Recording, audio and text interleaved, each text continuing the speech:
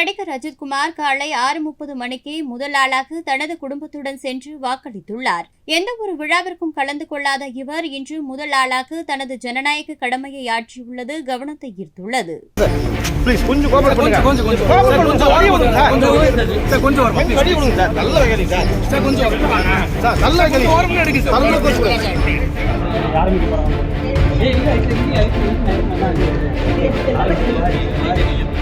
blue colour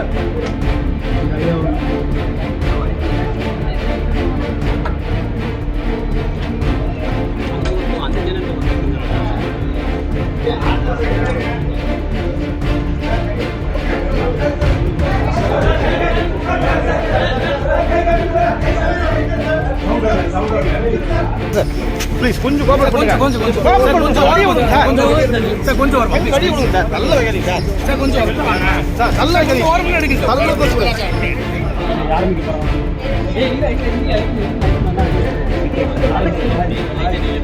blue colour